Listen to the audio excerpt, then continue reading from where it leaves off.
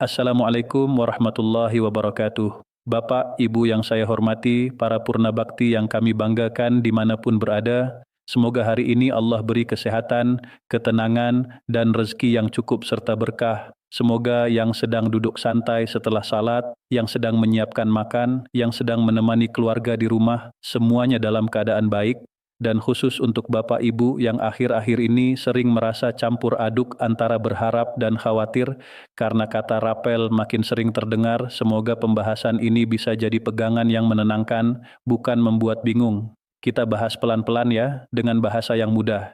Tidak buru-buru, tidak menakut-nakuti, dan tidak juga melebih-lebihkan. Bapak Ibu, rapel itu memang kata yang unik. Begitu kata ini muncul, banyak orang langsung membayangkan uang besar. Ada yang langsung senyum, ada yang langsung membayangkan kebutuhan yang bisa dibayar, ada yang langsung membuat rencana belanja, ada juga yang justru deg-degan, takut tertipu, takut salah informasi, takut ada yang minta ini itu. Nah, di titik itulah kita perlu punya satu pegangan yang kuat. Pegangan itu sederhana. Rapel adalah selisih hak yang dibayarkan belakangan karena proses administrasi. Jadi rapel bukan hadiah, bukan bonus misterius, bukan uang dadakan yang turun begitu saja. Rapel itu ada karena ada penyesuaian yang berlaku sejak waktu tertentu, tetapi pembayarannya baru bisa dilakukan setelah sistemnya siap. Ini penting karena ketika Bapak Ibu memahami definisinya, Bapak Ibu akan lebih tenang menghadapi kabar apapun. Sekarang kita masuk ke update rapel pensiun yang Bapak Ibu tunggu-tunggu. Saya akan bagi pembahasan ini menjadi alur yang mengalir supaya mudah dicerna. Kita mulai dari skema pencairan, lalu cara verifikasi yang aman, lalu tips anti penipuan yang benar-benar praktis, semua tanpa istilah rumit. Karena tujuan kita bukan membuat Bapak Ibu pusing, tapi membuat Bapak Ibu aman dan siap. Bapak Ibu, skema pencairan itu pada dasarnya menjawab 3 pertanyaan. Rapel dibayar lewat apa, kapan biasanya dibayar, dan kenapa kadang tidak serentak. Pertama, rapel dibayar lewat apa? Dalam sistem pembayaran pensiun yang normal, rapel disalurkan melalui jalur yang sama dengan pembayaran pensiun bulanan, yaitu melalui mitra bayar atau rekening yang sudah terdaftar sebagai rekening penerima manfaat. Artinya, kalau selama ini pensiun Bapak Ibu masuk ke rekening tertentu, maka rapel biasanya mengikuti jalur yang sama. Tidak perlu rekening baru, tidak perlu buka rekening khusus rapel, tidak perlu upgrade akun, tidak perlu daftar ulang. Kalau ada pihak yang mengatakan rapel harus melalui rekening baru atau harus migrasi lewat link tertentu, Bapak Ibu wajib curiga. Kedua, kapan rapel biasanya dibayar? Nah, ini yang sering menjadi sumber rumor. Karena rapel itu terkait penyesuaian, maka waktunya sangat tergantung pada 2 hal, aturan atau keputusan yang menjadi dasar penyesuaian, dan kesiapan sistem pembayaran. Jadi rapel bukan seperti gaji bulanan yang sudah punya jadwal tetap setiap tanggal 1. Rapel itu mengikuti kapan penyesuaian resmi sudah bisa dieksekusi secara teknis. Kadang rapel dibayarkan bersamaan dengan gaji bulanan pada bulan tertentu sehingga nominal yang masuk terlihat lebih besar dari biasanya. Kadang rapel dibayar di luar jadwal bulanan tetapi tetap masuk ke rekening yang sama. Ini bisa terjadi tergantung bagaimana mekanisme yang ditetapkan. Ketiga, kenapa rapel kadang tidak serentak? Bapak Ibu, ini realitas sistem skala besar. Penerima pensiun jumlahnya sangat banyak. Proses pembaruan data dan perhitungan rapel itu tidak sederhana. Ada verifikasi, ada sinkronisasi data, ada proses pengiriman dana melalui bank atau mitra bayar. Dalam kondisi tertentu, proses ini bisa dilakukan bertahap. Bertahap bukan berarti membeda-bedakan hak. Bertahap itu seringkali dilakukan untuk menjaga stabilitas sistem, supaya tidak terjadi gangguan, supaya transaksi besar tidak menumpuk di satu momen yang sama, dan supaya kendala teknis bisa ditangani dengan baik. Jadi kalau Bapak Ibu mendengar, tetangga sudah masuk, saya belum, jangan langsung panik dan jangan langsung menyimpulkan ada masalah besar. Bisa jadi perbedaan waktu proses. Tapi tetap, kalau lewat dari batas waktu yang wajar dan Bapak Ibu merasa ada yang tidak beres, barulah kita lakukan verifikasi melalui jalur aman. Nah, setelah paham skema pencairan secara umum, sekarang kita masuk ke hal paling penting, cara verifikasi yang aman. Karena saya tahu Bapak Ibu tidak ingin sekadar menunggu. Bapak Ibu ingin bisa mengecek, ingin bisa memastikan, ingin bisa membedakan mana informasi benar, mana yang palsu. Tetapi di era sekarang, verifikasi juga bisa menjadi pintu masuk penipuan kalau kita tidak hati-hati. Jadi kita perlu aturan main yang jelas. Verifikasi yang aman itu prinsipnya ada 3. Verifikasi lewat saluran resmi, verifikasi tanpa membagikan data sensitif, dan verifikasi dengan langkah bertahap. Kita bahas satu persatu. Pertama, verifikasi lewat saluran resmi. Artinya, Bapak Ibu tidak perlu percaya pada katanya-katanya. Jangan percaya pada pesan berantai yang tidak jelas asalnya. Jangan percaya pada nomor pribadi yang mengaku petugas. Jangan percaya pada akun media sosial yang baru dibuat lalu memasang logo lembaga. Saluran resmi itu biasanya punya ciri. Jelas identitasnya, bisa ditelusuri, dan tidak meminta hal-hal aneh. Kalau Bapak Ibu ingin memastikan informasi rapel, lakukan melalui kanal resmi lembaga yang terkait dengan pembayaran pensiun atau melalui mitra bayar yang selama ini menyalurkan pensiun. Banyak Bapak Ibu yang lebih nyaman datang langsung atau telepon resmi, itu bagus. Ada juga yang menggunakan aplikasi atau portal resmi, itu juga bagus. Yang penting jangan verifikasi melalui link yang dikirim orang tak dikenal. Kedua, verifikasi tanpa membagikan data sensitif. Ini prinsip paling penting. Data sensitif itu apa saja?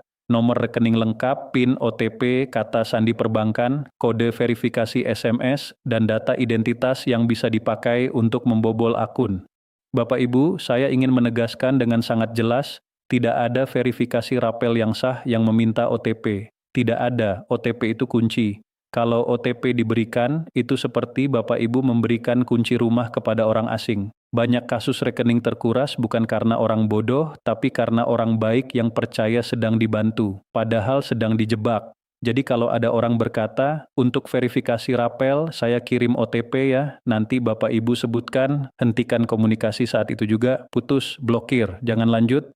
Ketiga, verifikasi dengan langkah bertahap. Ini penting supaya Bapak Ibu tidak panik. Misalnya Bapak Ibu ingin memastikan apakah ada rapel yang akan dibayarkan. Langkah pertama adalah memeriksa informasi resmi yang sifatnya umum. Misalnya pengumuman resmi, jadwal, atau pemberitahuan yang bisa dilihat publik.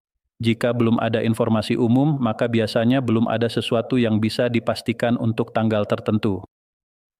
Langkah kedua, jika Bapak Ibu butuh memastikan kondisi pribadi, misalnya apakah data Bapak Ibu sudah benar, apakah rekening aktif, maka Bapak Ibu bisa menanyakan status data melalui jalur resmi. Di sini biasanya petugas akan memverifikasi identitas dengan cara yang wajar, bukan meminta OTP atau PIN.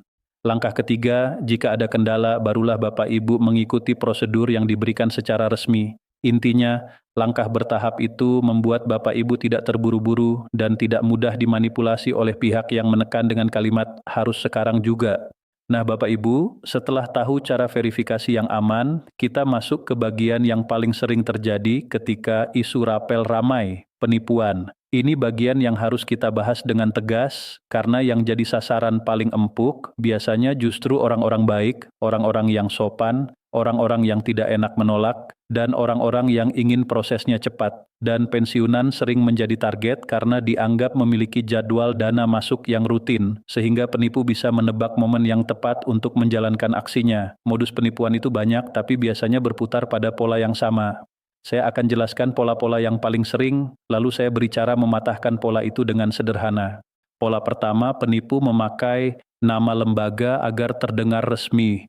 Mereka mengaku petugas, mengaku admin, mengaku dari pusat, bahkan ada yang memakai foto profil meyakinkan, memakai seragam, memakai logo, dan mengirim pesan sopan. Kadang mereka bilang, Bapak Ibu terpilih untuk percepatan rapel, atau ada rapel tertahan, perlu verifikasi cepat. Ini terdengar meyakinkan, apalagi kalau Bapak Ibu memang sedang menunggu rapel. Cara mematahkannya, jangan lihat gaya bicara, lihat prosedurnya. Prosedur resmi tidak pernah meminta OTP dan tidak pernah meminta transfer balik. Prosedur resmi tidak pernah menekan harus sekarang juga lewat chat pribadi. Jadi kalau prosedurnya aneh, meski katanya dari lembaga besar, tetap tidak bisa dipercaya. Pola kedua, penipu mengirim link. Link ini biasanya mengarah ke halaman palsu yang mirip sekali dengan situs resmi atau aplikasi. Di situ Bapak Ibu diminta login, diminta memasukkan nomor kartu, diminta memasukkan kode yang dikirim SMS, atau diminta mengisi data lengkap. Begitu Bapak Ibu isi, data itu masuk ke penipu. Cara mematahkannya, jangan klik link dari pesan pribadi yang tidak kita minta. Kalau mau cek situs, ketik sendiri alamat situs resmi di browser, jangan lewat tautan kiriman. Ini kebiasaan kecil yang sangat menyelamatkan. Pola ketiga, penipu menggunakan angka agar terlihat meyakinkan. Mereka menyebut nominal rapel yang besar, menyebut tanggal pencairan yang spesifik, menyebut istilah-istilah teknis supaya Bapak Ibu merasa, wah ini orang dalam. Kadang mereka bilang, rapel Bapak Ibu sebesar sekian, tapi tertahan karena validasi. Cara mematahkannya, angka bisa dibuat. Yang tidak bisa dibuat adalah proses resmi yang bisa diverifikasi. Kalau penipu menyebut nominal, jangan terpancing. Tanyakan hal sederhana dalam hati. Kalau ini resmi, kenapa lewat chat pribadi? Kenapa harus saya kasih OTP? Kenapa harus saya klik link? Kalau jawabannya tidak wajar, berarti itu jebakan. Pola keempat, penipu meminta biaya administrasi. Ini klasik. Mereka bilang, untuk percepatan ada biaya. Bapak Ibu, rapel itu hak. Hak tidak dibeli, hak tidak perlu biaya percepatan. Jika ada yang meminta uang agar rapel cepat cair, itu hampir pasti penipuan. Cara mematahkannya, pegang satu kalimat, tidak ada biaya percepatan rapel melalui pihak ketiga. Titik. Pola kelima, penipu memanfaatkan rasa tidak enak. Mereka bicara sopan, memanggil Bapak Ibu dengan hormat, lalu memberi tekanan halus. Kalau tidak sekarang, hangus. Atau kalau tidak verifikasi hari ini, dana kembali ke pusat. Ini permainan psikologi. Banyak orang akhirnya menurut karena takut rugi. Cara mematahkannya, lembaga resmi tidak bekerja dengan ancaman hangus lewat chat pribadi. Hak tidak hangus hanya karena Bapak Ibu tidak menjawab chat seseorang. Jadi jangan takut. Tenang, verifikasi lewat jalur resmi. Sekarang Bapak Ibu, saya ingin memberi tips anti penipuan yang benar-benar bisa dipakai sehari-hari, bukan sekadar teori. Tips pertama, buat aturan keluarga. Kalau Bapak Ibu sudah sepuh atau tidak nyaman dengan urusan digital, minta bantuan anak atau cucu untuk menjadi filter informasi. Tapi bukan berarti semua akses rekening diberikan. Justru bikin aturan. Anak cucu membantu mengecek informasi resmi, tetapi OTP dan PIN tetap rahasia milik Bapak Ibu. Ini penting. Tips kedua, simpan nomor penting dan jangan mudah percaya nomor baru. Banyak penipu memakai nomor baru yang tidak dikenal. Kalau ada pesan mengatasnamakan lembaga, jangan langsung percaya. Matikan rasa, harus jawab. Ambil waktu, cek dulu. Tips ketiga, jangan pernah membaca OTP keras-keras di telepon. Bahkan kalau penelepon terdengar meyakinkan, bahkan kalau dia tahu nama Bapak Ibu, bahkan kalau dia menyebut data dasar. OTP itu satu kali, tapi dampaknya bisa habis semua. Tips keempat, kalau ada yang mencurigakan, jangan berdebat panjang. Penipu itu pintar memancing emosi dan memutar balik. Cukup lakukan 3 langkah, berhenti, blokir, dan laporkan ke keluarga atau pihak yang bisa membantu. Kalau perlu, catat nomor dan simpan bukti chat, tetapi jangan lanjutkan percakapan. Tips kelima, biasakan cek saldo dan mutasi dengan cara yang aman. Kalau Bapak Ibu pakai aplikasi bank, pastikan aplikasinya diunduh dari tempat resmi dan jangan install aplikasi dari link chat. Banyak penipu mengirim aplikasi verifikasi, padahal itu malware. Kalau Bapak Ibu tidak yakin, minta bantuan keluarga untuk memastikan. Tips keenam, jangan sebar pesan berantai sebelum yakin. Ini penting karena banyak hoaks menyebar bukan karena orang jahat, tapi karena orang baik yang ingin berbagi kabar. Tapi akibatnya banyak orang lain jadi gelisah dan menjadi target penipu. Jadi kalau Bapak Ibu menerima kabar tentang rapel cair tanggal sekian, tahan dulu, cari sumber resmi. Kalau tidak ada, jangan sebar. Bapak Ibu, sekarang kita kembali ke sisi yang menenangkan. Kalau rapel itu hak, apakah hak itu hilang kalau prosesnya belum cair? Tidak. Hak yang diatur dalam sistem tidak hilang hanya karena prosesnya belum selesai. Namun prosesnya juga tidak bisa dipaksa hanya karena rumor. Jadi posisi terbaik bagi Bapak Ibu adalah siap dan aman. Siap data, siap rekening, dan aman dari penipuan. Kalau nanti rapel benar-benar dicairkan, Bapak Ibu tinggal menerima dengan tenang, bukan panik, bukan tergesa-gesa. Saya juga ingin menambahkan satu hal yang sering membuat Bapak Ibu bingung. Kenapa ada orang bilang rapel besar tapi orang lain bilang kecil? Ini karena rapel adalah selisih dan selisih tergantung basis perhitungan masing-masing. Golongan, masa kerja, komponen yang melekat, status penerima manfaat, semuanya mempengaruhi. Jadi rapel tidak seragam. Jangan jadikan nominal orang lain sebagai patokan pasti untuk diri kita. Dan jangan kecewa kalau ternyata berbeda. Yang penting, hak dihitung sesuai data dan aturan. Kalau ada yang terasa janggal, barulah kita cek melalui jalur resmi, bukan lewat orang dalam. Sekarang mari kita rangkum dengan kalimat yang mudah, agar Bapak Ibu punya pegangan setelah menutup pembahasan ini. Skema pencairan rapel umumnya mengikuti jalur pembayaran pensiun yang sudah ada, masuk ke rekening terdaftar, dan bisa dibayar bersamaan dengan gaji bulanan atau pada waktu tertentu tergantung kesiapan sistem. Verifikasi yang aman hanya dilakukan lewat kanal resmi tanpa membagikan OTP, PIN, atau kata sandi, dan dilakukan bertahap tanpa panik. Tips anti penipuan yang paling kuat adalah jangan klik link sembarangan, jangan sebutkan OTP, jangan bayar biaya percepatan, jangan percaya ancaman hangus, dan libatkan keluarga sebagai filter informasi jika diperlukan.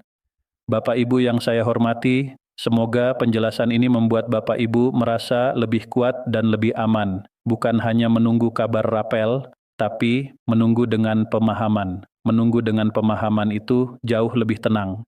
Dan ketenangan itu adalah nikmat yang besar.